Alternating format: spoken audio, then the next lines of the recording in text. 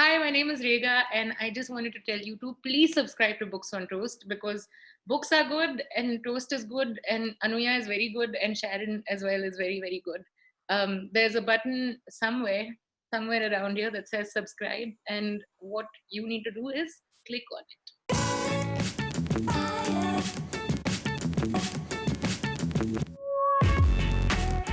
Hello, everybody. Welcome to Casually Reading. Today's guest, if you can believe it, is just as cool as our first ever guest for Casually Reading, and that was Sucharita Tyagi. And today we have with us, if you can believe it, finally, after years of pestering, it's Miss Rega Jha. Now, I just want to make it very clear, okay, that it's not my fault that she hasn't come, even though you guys have asked her to come like a million times. It is her fault. Okay. It is my So fault. let's start with what you have to say in your defense, Rega. What I have to say is, It took a pandemic.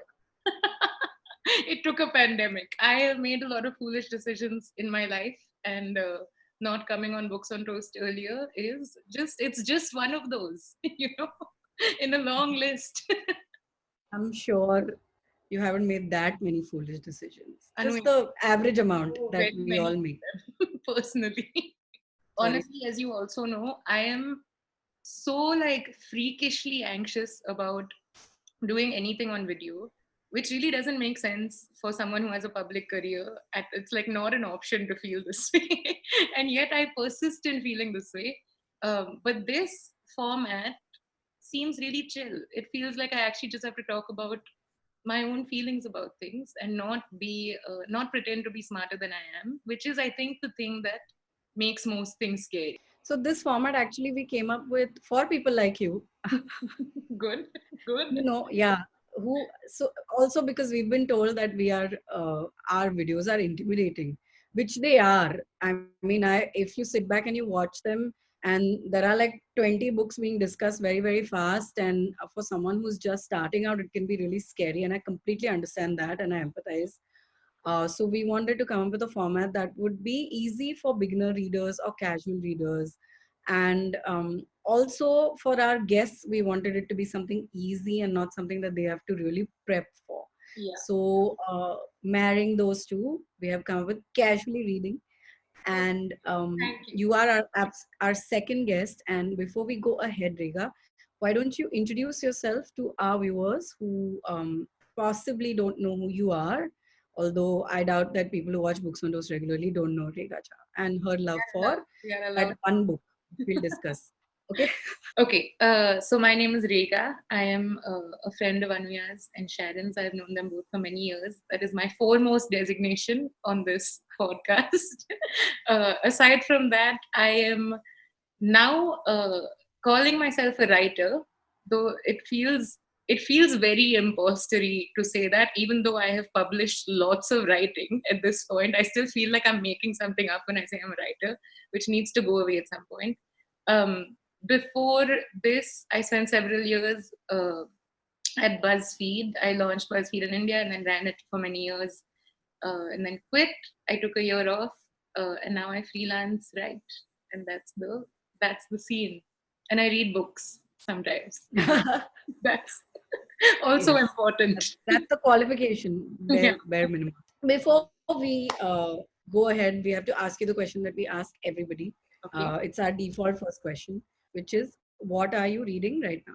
Uh, right now, so first of all, I finished this 7 brief lessons on physics last night at around 2 in the morning, and then at around 2:15, I started a book called A Life Less Ordinary. It's by a woman named Baby Halder. I don't know if I'm saying it correctly. She is Bengali. It was originally written in Bengali, and it's like her memoirs of being a Dalit mother who was also a domestic worker. Wow. Yeah, and I only got like 10, 15 pages in before I started getting very sleepy because it was the middle of the night. But that's what I'm in the process of reading right now. That's awesome. That sounds like a book we should all read. Yeah, Uh, yeah. Is it an easy read, or is it something you need it's to very emotionally easy. prepare? It's very, very easy because she's actually just telling you the story of what has happened in her life. So the first few pages I was in was still childhood years, and like really harrowing experiences, difficult things that she's going through, but told as if she is talking to a friend, which is very helpful. So, because you've chosen such a heavy book to read right now, how has the lockdown affected your reading habits? Because I find myself picking like first thing I did was I started rereading Harry Potter. That's Oh, like yeah, yeah. and like a lot of my friends are also doing that. Sharon did it. Shine did it. Wow. The first thing we did was reread Harry Potter because we need comfort food, right? At times like these, but you're reading something so heavy. So how has the lockdown sort of affected your reading habit? I feel like normally in non pandemic days, my non fiction to fiction ratio is like 80-20. I feel like I'm mostly In reading favor of in favor of non fiction. And I know this is like a little ridiculous as a way to read. And my only defense is that everything I watch is fiction for the most part. Like, I'm just watching so many shows all the time that are story based and character based, that reading fiction on top of that like almost feels indulgent sometimes. I know these are all very wrong book reader opinions. And no, these are not. We'll talk about that, but go we'll on. talk about them. Yeah. I'm very nervous about pissing off the book community. It's one of the few communities I have yet to just completely rile up. Anyway, but in lockdown, reading nonfiction has been very, very difficult. It's feeling a bit like studying. And I'm just not able to keep my mind on it. So I've read way more fiction in the last couple of months than I usually do. And I'm very glad for it because it has reminded me that reading fiction is important. And fiction can be a source of like a lot of wisdom and learning. Uh, but basically, I'm only being able to read books that completely grip me in the story, like you were saying about Douglas Adams, right? I'm like, if you're just teaching me things, like I tried reading a book about trees. I was like, that would be a good person to be, would be a person who knows things about trees. I couldn't do it. And then this physics book, which is 80 pages long, has taken me about 3 months to get through. But then on the other hand, I read Samit Basu's Chosen Spirits, which is new. Oh, I'm reading it too right now. And it's so good. And I just like, it was one of those books that I picked up.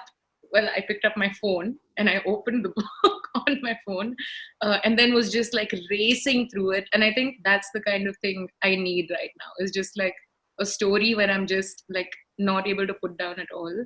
Let's talk about your reading habits. Okay, so I'm assuming that you read a lot as a child, Yeah. because I mean these habits usually get into us early, and then they stick. So I just want to know, who was your favorite author while you were growing up? My whole childhood canon was Ek to Enid Blyton, of course, like Yes. Famous 5, 6, 7, Mallory Towers, so again and again. And then I think as we like reached adolescence, there was more. There was like Artemis Fowl and Series of Unfortunate Events, and like of course Harry Potter, over and over again Harry Potter, but also like your Princess Diaries and your what was the dragon one? Aragon. Aragon. Yeah, I like don't know how to say it. All of those I loved. Animorphs I loved, and like all that whole canon, I just loved it. I still feel very happy thinking about it, but I am very dismayed that there are no Indians on that list. There are no Indian books on that list. And yeah, like there are, I know there are children's writers in India, and I follow some of them on Twitter, and they're great. And I hope children now are reading Indian writers, but I definitely was not. So for me, a lot of what I was reading depended on what was in the library. Same, Um, exactly. right? Yeah. Yeah, So we didn't have booktubers to tell us what to read. We didn't have social media where we could follow children's authors. yeah. So yeah, actually, maybe we should look at what kids are reading these days and hope against hope that they're reading some Indian writing, because there's so much. There's, Having said that, I read a lot of Amar Chitra Katha. yeah. Amar Chitrakatha and Tinkle both were mainstays. Champak, Yeah. Chacha Chaudhary, like those things are, yeah, again, entirely dependent on what was available in the library, and the library would have Arundhati Roy. Yeah, it's true.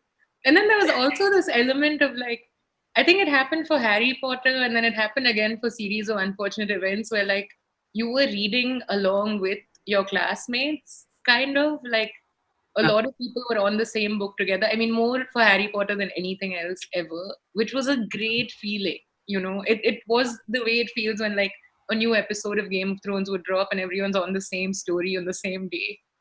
Yeah, Was a thing. absolutely. Yeah. Yeah, that was something. But you haven't answered who your favorite author was. Stop feeling bad. It's okay. You read what you read. Who was your favorite No, author? I don't feel bad at all. I think, okay, if the measure is what did I read most often, it was Harry Potter, which I remember like in the years waiting for the next one, I would read all of them again like 3 times and then just wait. By the end of the series, I had read the first one some 20 times and the second one some 15 times and like wild things like that. So I think that, Yeah. yeah. So speaking of rereading, what is that one book as an adult Mhm. that you simply cannot stop reading over and over again? This is a very like young woman writer cliche answer somewhat, but I, you know, those days where you just feel like you don't know how to read anymore and every book you open is just not, it's just not happening. On those days, the thing that fixes it every time is just Joan Didion. Like I will just open any Joan Didion essay and just like get back into it and be like, oh wow, writing can be very good. Um, and so her collection called Slouching Towards Bethlehem is like well worn, you know. Whenever I read the description of a book, I always think, man, I would really like some well worn books in my life. And my copy of Slouching Towards Bethlehem is very, very well worn. And I've had it since, I think I've had it since I was in like class 11 or 12. Uh, and the exciting thing about reading essays that you have read since you were young is looking at your own stupid marginalia and like what you were underlining when you were 15 and 16 versus when you were 25 versus now. Um, so yeah, Didion. Always just the rereading is Didion. No, I tried reading Joan Didion once and I couldn't. So I technically didn't in. But that was not my intention. But I couldn't. I couldn't read her. Sorry, Rega. What are her essays about? Just personal essays, just things she wants to write about? Personal essays, lots about just like being a young person, you know. Like she has the essay I feel like that I've read most frequently is one called On Keeping a Notebook, which is literally about the habit of journaling and having a notebook in which you take notes, which is something I've done for a long time. And she really captures what that feeling is. And then she has an essay about leaving New York when she was 28 years old, which is called Goodbye to All That. And all through being 28, I must have read that essay like 50 times over and over again because it just captures being 28 very well. And there are different days through being 28 that were difficult for different reasons. And she just, that essay always had a line that made it make sense. Um, so yeah, I mean, she also has done a lot of like actual reporting, but the things that I keep going back to are just her feelings about her feelings about her feelings. I think my favorite thing to read about is feelings. Yeah. So anyway, next question. Yeah, Um, is Joan alive or is she deadian? she, yuck, man, yuck. That's offensive to me. She is very alive. She is old and frail, but alive. Okay, so if there was a dead author that you could kya segue, I mean, I'm taking a second just to like Wow. Wow. any dead author that you want to that you could one dead author you could bring back to life. Whom would it be? I read Susan Sontag's On Photography 2 years ago. Okay. And she wrote it in the 70s. but it made me understand my own relationship with Instagram very, very well. Because it is about the act of photographing things, about photographing yourself, about sharing photographs, about like an economy based on photos. And I really think it's the best thing that's ever been written about Instagram, though it doesn't mention the word Instagram once, and she had never heard the word Instagram in her lifetime. But it made me really wish, and I still wish she was around to look at what the world has become. Literally, the way that book ends is with something along the lines of like, eventually, as photographing becomes easier and easier, and as replicating photographs becomes easier, um, the world is going to develop. I'm going to paraphrase very terribly, but basically, the world is going to develop a whole economy of images that will uphold an economy of consumption and consumerism. And I finished Wow. reading this in 2018, and I was like, Susan, Susan, ho gaya. Susan, it's done. Everything you predicted has happened, and where are you now to tell us what the fuck to do next? Now that we are in the image dystopia that you predicted. So I read that. I read bits of that over and over again, also. Um, and every time I'm like, yeah, we needed you now. You know what a sad feeling that someone just missed the window by a little bit to have become the most relevant voice in the world. So she already was, but I miss her. I Oh, feel like I miss her. oh. Yeah, Yeah, she could have come and told us how to shut it all out down, exactly, burn exactly. it. So, Hmm. Rega, Hmm. the next question is a little low, low risk. Okay, if Love there it. was an author, if there was an author, dead or alive, okay, no restrictions, Mhm. that you could have a romantic liaison with. Hmm. Romantic liaison. Hmm. I really don't know. Okay, I honestly don't know for a couple of reasons. First of all, I don't know what many authors look like.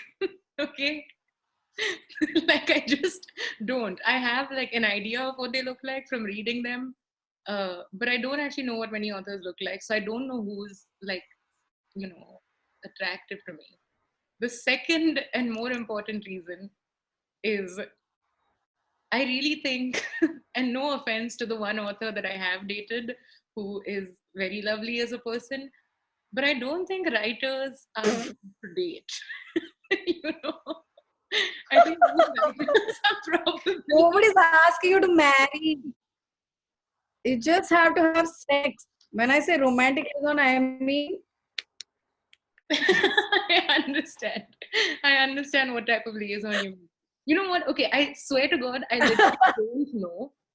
I really don't know. But what I will give you is a couple of characters that I have had the hots for through the course of my life. First of all, I feel like I was in love with Michael Moskowitz from the Princess Diaries through my entire teenage years, right? Like, this is a made up character, but I feel like I remember what his neck smells like, which is soap. His neck smells like soap.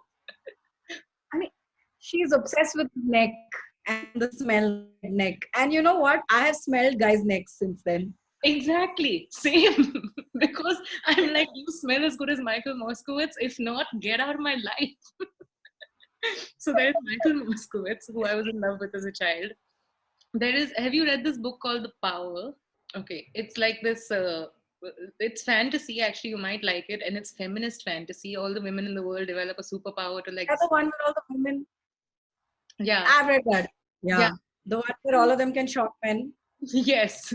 Do you remember the very sexy Nigerian journalist called Tunde, who just like is shirtless frequently for no reason, is described as just being super ripped, is also just like very intelligent and very nice and like extremely feminist. Like he's the one man that the women don't want to murder because he's so good at being good to people. And I, Uh, when I was done with that book, I was like, you know what I need in my life is a sexy journalist who travels the world and goes from protest to protest. And that's what I would like. And if it can be this specific fictional one, that would be great. Hmm. Name three books that you think have changed your life?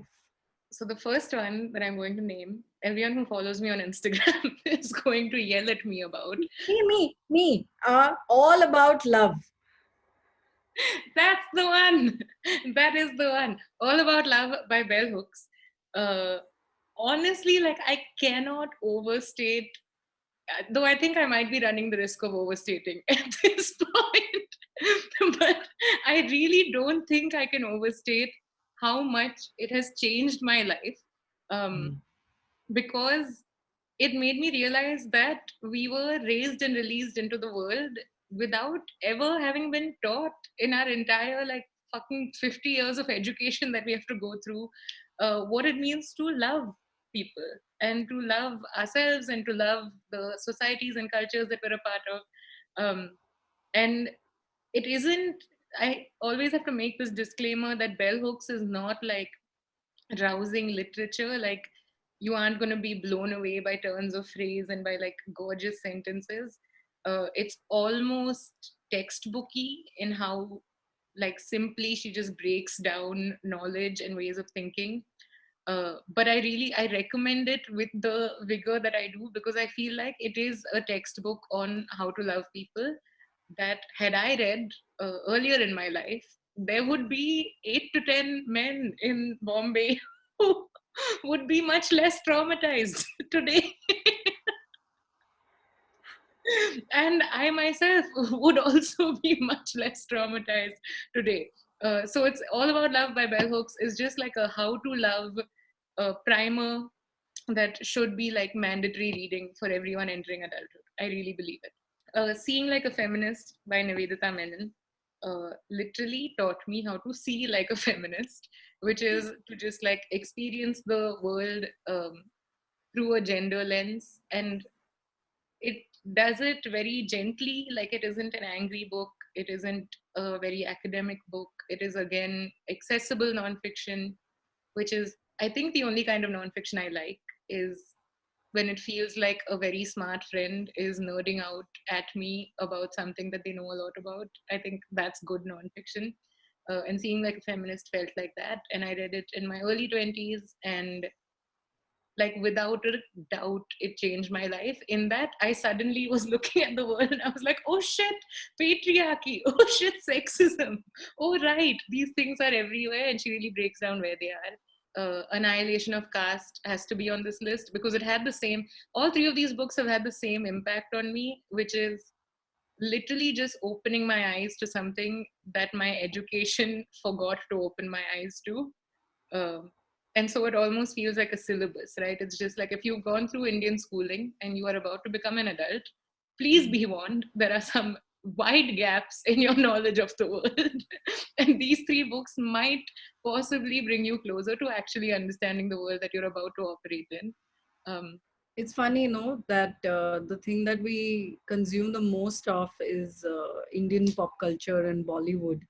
And Bollywood nearly always gets these three things completely wrong. yes, And that is a yes. symptom of the larger problem in so many ways. Last Hmm, question before the internet completely fails us. yes. Um, so, is there a book on your TBR list, which is how cool booktubers say stuff that they're going to read? It's called a TBR list. This I also didn't know until like last year. Okay, and Yeah, Sharon called it Tabar. I was just going to say, as far as I am informed, it is called a Tabar list. Please get it Tabar. right. So, what is a book on your Tabar list that you can't wait to read? My Tabar list right now comprises of two books, both of which I'm very excited about. One is My Year of Rest and Relaxation, which so many people have said so many very positive, crazy things about. And I feel like being locked up in a pandemic is a pretty good time to read about someone's experience of being in a bed for 1 year. So that's one. And then, wow, pretty related. Holy shit, I'm just putting this connection together in my head. There's a book called Why We Sleep by Matthew Walker. which For rest is and relax. Oh, both the books I want to read are about sleeping. Why We Sleep has been recommended to me by a lot of people who love me a lot because my sleep habits are garbage. They are atrocious. I go to sleep anytime between 4 a.m. and 7 a.m. and I wake up invariably 4 or 5 hours later. I'm not sleeping enough. I have not slept enough since I was like 13 years old.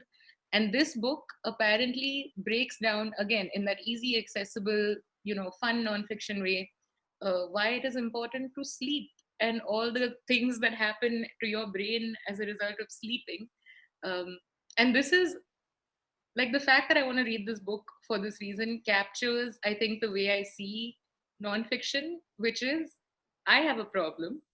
There is someone else in the world much smarter than me who has broken the hell down everything there is to know about this problem, provided a whole 100 pages of solutions, and I can skip all of that work by just opening those pages and seeing what they've said.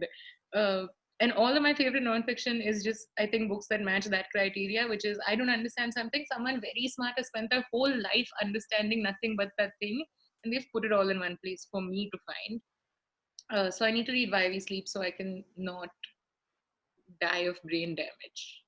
I mean, I can tell you, if you don't sleep, you will. So sleep. You don't have to be 100 pages. Just Yeah, but no, I have to understand the exact process by which I will die of brain damage if I don't sleep. such a nerd. Yeah, Such a man. nerd. Such a Yeah. nerd. It's so sad.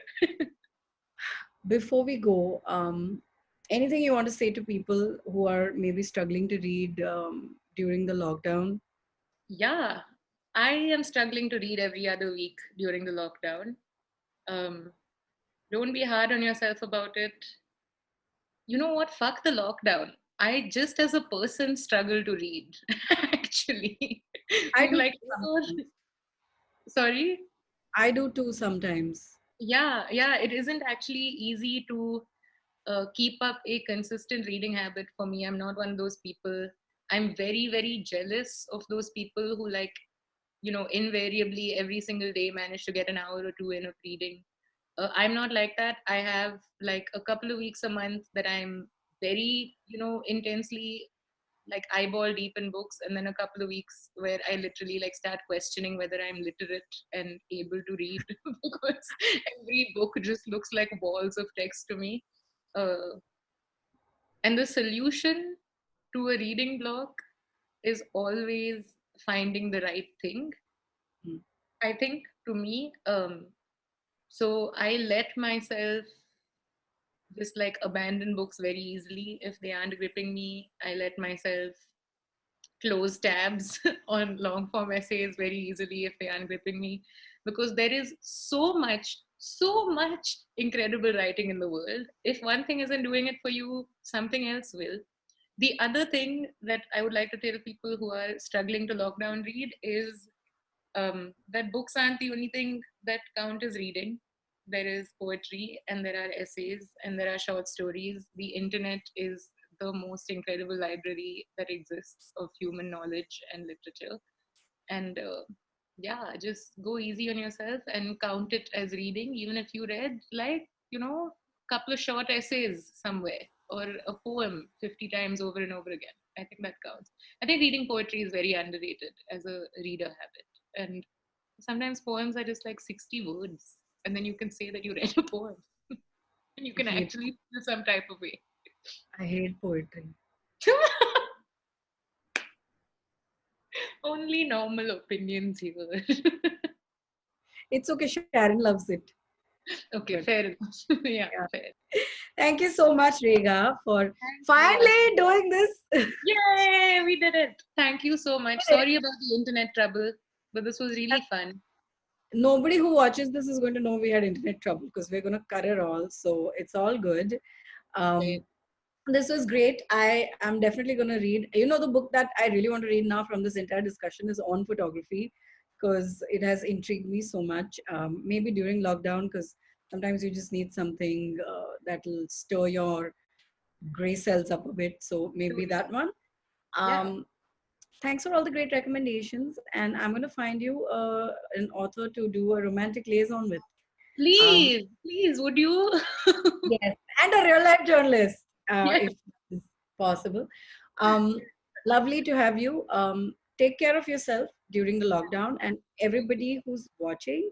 I just want you guys to know that stay home, stay safe, and the links to all the books that we discussed, or at least the names of all the books that we discussed, are going to be in the description box, so you can just go through them and pick out the ones that you want to read. If you like this episode, please share it. If you don't like this episode, sorry, we'll try to do better. Leave comments where you argue with us on opinions that you disagree with or want to reinforce the opinions that you agree with. And subscribe to this channel. Thanks. Yay! Bye, Anuya. Thank you.